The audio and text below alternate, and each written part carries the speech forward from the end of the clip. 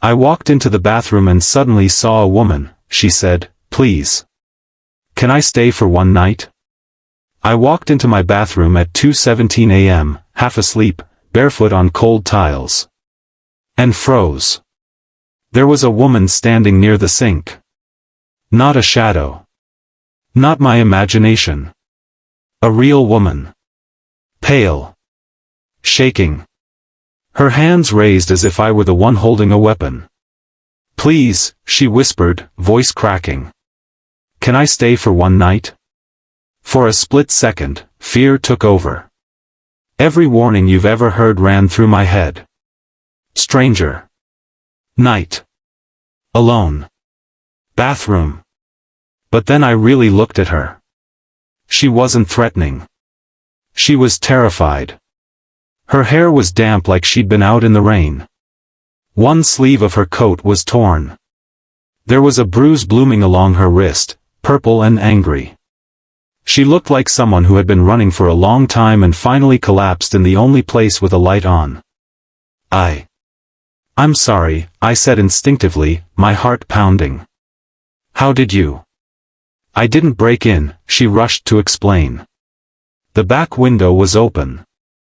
I didn't know where else to go." Silence filled the room.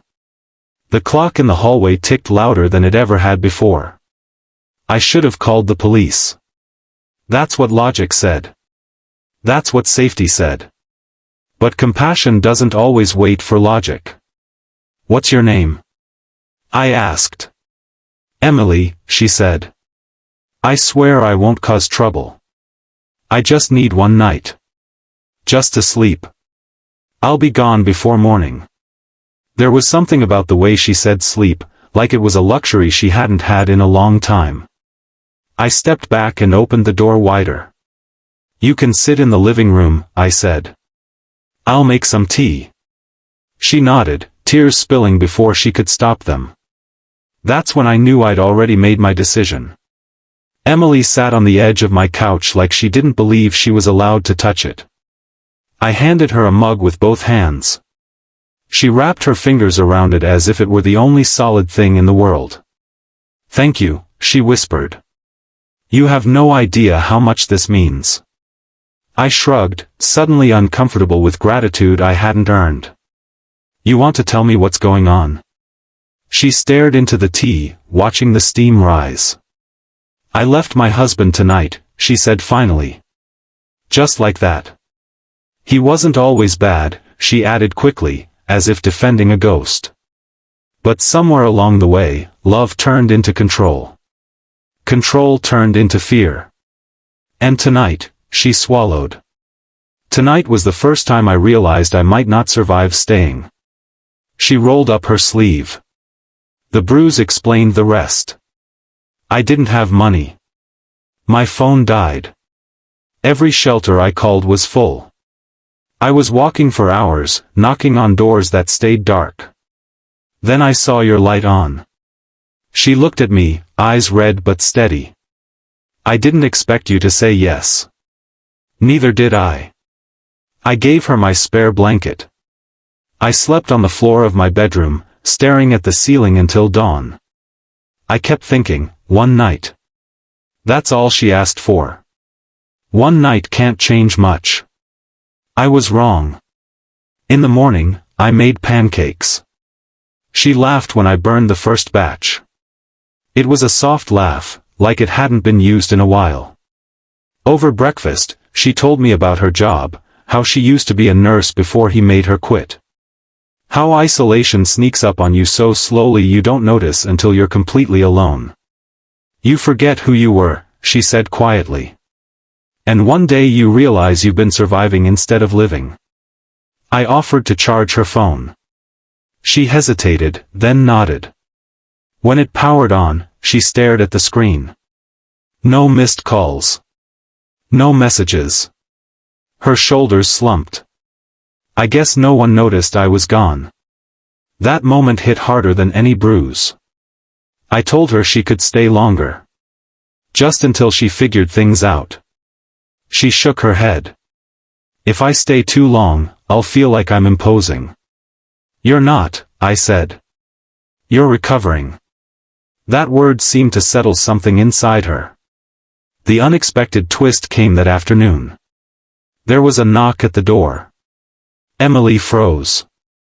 I opened it to find an older woman standing there, clutching a folded flyer. Her eyes were frantic. Have you seen her? She asked, holding up a photo. It was Emily. My daughter, the woman said. She left last night. I've been looking everywhere. Emily stepped forward, hands shaking.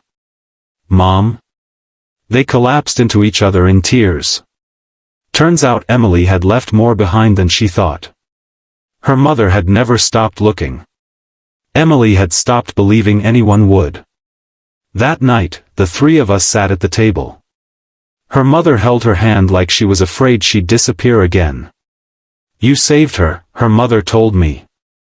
I shook my head. She saved herself. I just unlocked the door. Emily stayed 3 nights. In that time, she made calls she'd been afraid to make. Filed reports she'd been too scared to file. Took steps she'd been postponing for years. On the 4th morning, she packed her small bag. She hugged me tightly before leaving. I don't know who I'd be right now if you hadn't said yes, she said. You reminded me that not everyone is dangerous. That kindness still exists. After she left, the apartment felt quieter than before she arrived. But warmer. Weeks later, I received a letter. Inside was a photo of Emily in scrubs, standing outside a hospital. On the back she'd written, "One night gave me the courage to take my life back." I'll never forget that. I still think about that moment in the bathroom, the fear, the hesitation, the choice. Kindness isn't always grand. Sometimes it's letting a stranger stay when your instincts tell you to protect yourself. Sometimes it's trusting humanity just enough to change a life. And sometimes, all it takes is one open door. And one night of compassion. To remind someone they're not alone. That night changed Emily's life. And quietly, without me realizing it at the time, it changed mine too.